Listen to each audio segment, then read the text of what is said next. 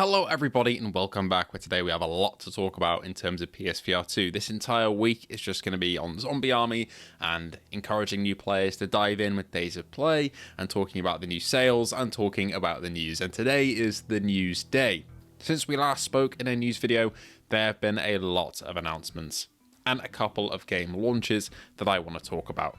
Before we get into it, only 25% you are subscribed, so please feel free to do so, and thank you to our patrons and members who keep the channel going day after day and week after week. With that being said, let's take a look, shall we? First and foremost, No Man's Sky got a brand new update with the beacon overhaul. This adds a ton of new dynamics to your own settlements, where you can kind of interact with the people that live there, make decisions, and overall introduces a lot more nuance into that system, which I saw a lot of people asking for, and now it's finally here. I haven't tried this one out myself, but the No Man's Sky team just keep on adding things to this game for free as well. It's one of the best deals in gaming history in terms of the amount of content that you get out of No Man's Sky nowadays. We had the release of Epyka on PSVR2 as well. The review build for this game wasn't completely perfect. I reflected this in my review for it, but apparently a lot of those issues have been fixed now. Overall, it's quite a short puzzle adventure. It's worth looking into if you like the art style, and it is fairly cheap, but overall don't expect anything groundbreaking from that one. Zombie Army VR is also up next.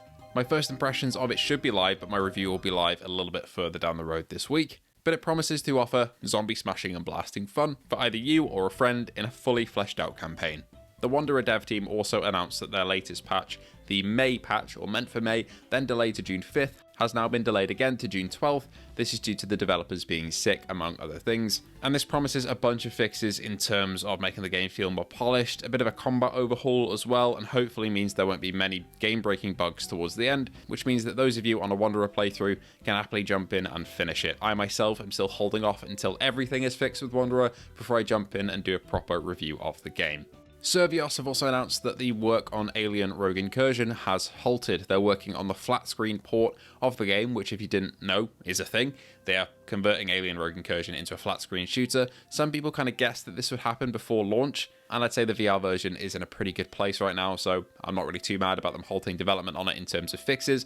Hopefully that means after the flat screen port is done, or maybe in tandem with that, they can focus on getting part 2 done, because I eagerly await how that story will end. We had a massive Hitman update the other day as well, which was really exciting. I played through the new Le Chiffre mission from Casino Royale. You heard it right if you haven't been informed. It's James Bond, but getting Mads Mikkelsen's antagonist. You get to play poker against him, and in my case, shoot him in the face and send him flying into the ceiling, and then get killed by his guards. This is a mission where if you jump in and you complete any of the objectives or you die, you don't get to try it again until you buy it, I believe. So for all players, you get one shot at this. If you mess it up, then it's game over until you buy the DLC and wait till it's available again. Among this as well, we also got a bunch of other patch notes with the update, including fixes to gun handling, dragging bodies, reloading, you name it. A lot of the things people have been asking for have been fixed in this update, and IOI have done a fantastic job. It seems that the Midnight Walk update should be fairly soon as well. We've seen on the PSVR side of things a bunch of fixes to how the visuals of the Midnight Walk look have been rolled out. This is a game that really needs that patch on PSVR2 in my opinion. It is still good looking, but I think its art style and its detail deserves a higher resolution than it currently has. And hopefully with the dropping of the Steam patch to fix this, the PSVR2 patch isn't too far away. So I'd say comfortably this month it should come along. Alongside this, we should get an update to Kayak VR Mirage fairly soon. If you weren't aware, a brand new DLC is on the way. We don't know an exact date yet. I have reached out to the devs, but I haven't heard anything. But I'd imagine we'll kind of hear about it maybe a week or so before it comes around. We were waiting on a brand new announcement for a new Dreams game as well. Now, Dreams have done Synapse, or Synapse if you're American, Fract. They're a great developer. They also did Frenzies for Quest, and since Frenzies got cancelled for Quest, they said they have something else that's cooking that will be available on PSVR2, and we've finally seen it. This is from Dreams Elevation. This is their AAA studio, so this will be a big game, hopefully really fleshed out.